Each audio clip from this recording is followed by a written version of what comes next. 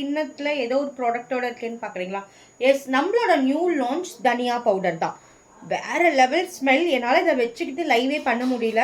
So நம்ம கைப்பட அரைச்ச தனியா தூள் நம்ம நியூவாக லான்ச் பண்ணியிருக்கோம். எந்த ஒரு கலரோ ஆடட் கலரோ ப்ரிசர்வேட்டிவ்ஸோ கிடையாது. உங்களுக்கே தெரியும் ஐஎஸ்எஸ்பியில் எந்த ப்ராடக்ட்டுமே கிடையாது.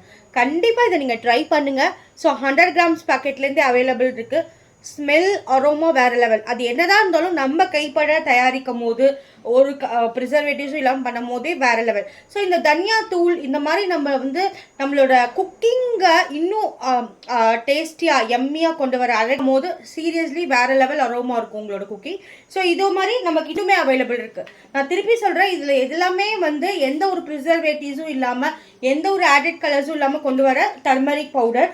நாட்டு மஞ்சள் வாங்கி அப்படியே அரைக்கிறோம். ஸோ இது நீங்கள் உடம்புக்கும் யூஸ் பண்ணிக்கலாம், குக்கிங்க்கும் யூஸ் பண்ணலாம். ஸோ இல்லை குக்குமேங்கிற ஒரு கண்டென்ட்டை ரிமூவ் பண்ணதில்லை.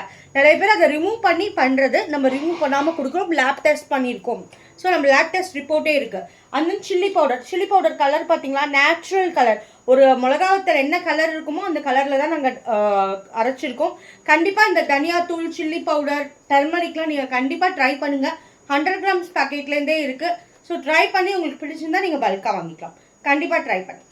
Thank you all.